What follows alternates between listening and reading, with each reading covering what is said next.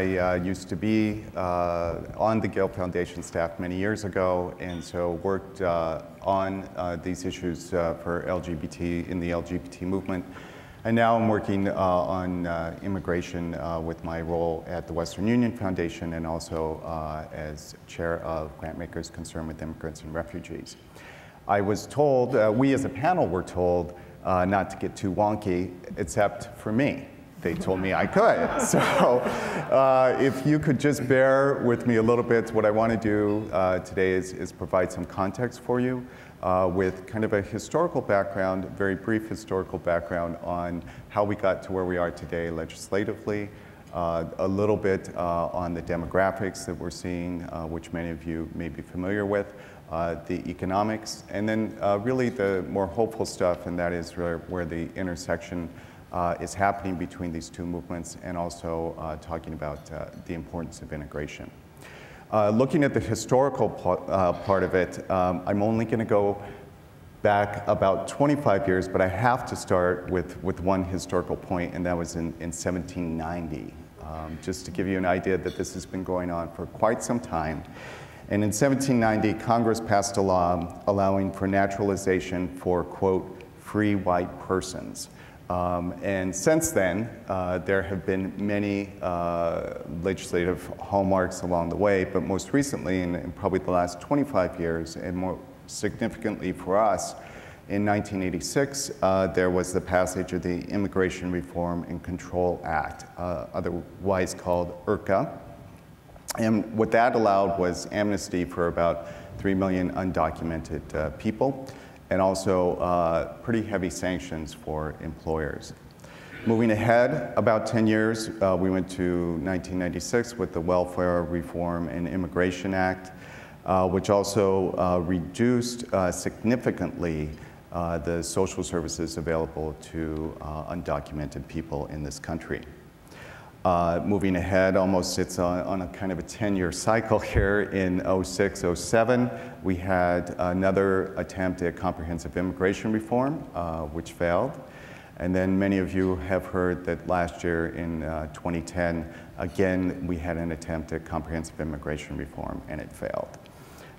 So I'll let the others kind of talk about what the future looks like for that, but just to give you an idea of where we are legislatively there. Looking at the demographics, if we go back to 1990, 8% of the population were immigrants. In 2000, we were at 11% immigrants. And 2009, the latest figures are 13% of the population are immigrants, which are about 38 million people in this country.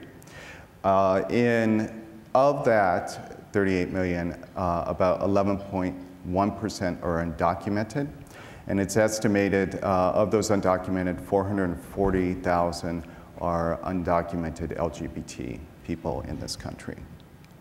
I'm going to quote a little bit, just a little bit more of numbers from the Williams Institute at UCLA, and this is really about couples that are here. So if we look at citizen and non-citizen LGBT couples, we have about 21,000.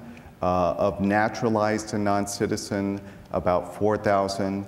Of dual non-citizen is 10,000, and of native-born and naturalized, about 29,000. So that gives you kind of an overview of the numbers particularly for LGBT undocumented in this country.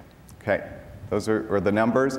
Now, numbers around economics, or just really kind of why people, particularly in my line of work, in my day job at the Western Union Foundation, we see migration happening all over the world. And people move for a couple of reasons. One, they come to work. Wherever they go, they're usually going to work. And two, it's a very basic thing, and I think all of us understand this, that people want a better life for themselves, but more importantly for their families.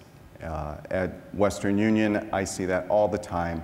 People sending money back home, they're sending really love back home for housing, for food, for very basic essentials.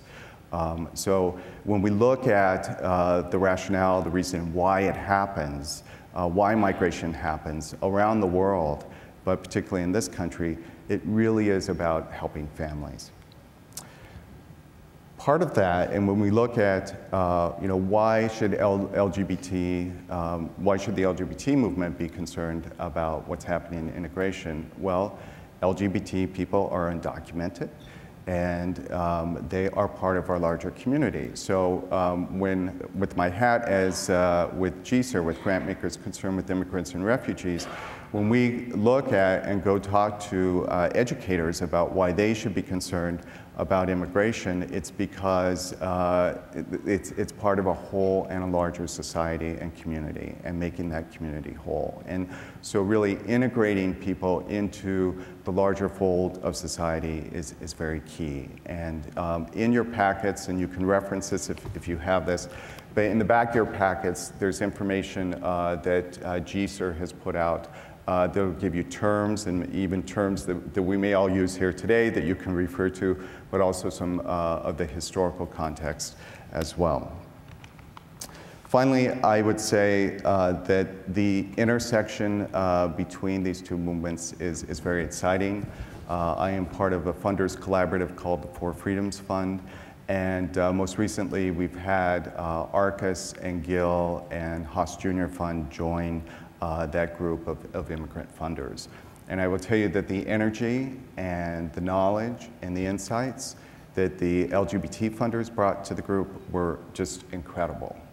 And to me, it gives great hope to what can happen when we work together at that intersection.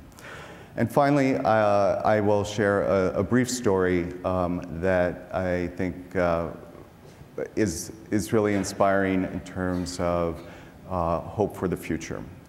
There was a young undocumented worker in Arizona, and you know that's been a hotbed for many of the kind of evil stuff that is going on in this country. But there was an undocumented student, 26 years old, who was at a sit-in at John McCain's office.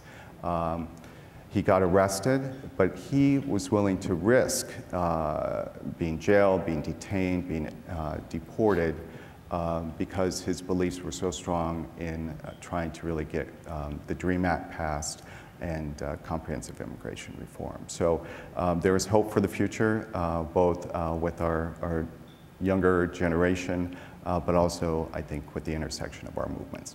Right. Thank you, Tim.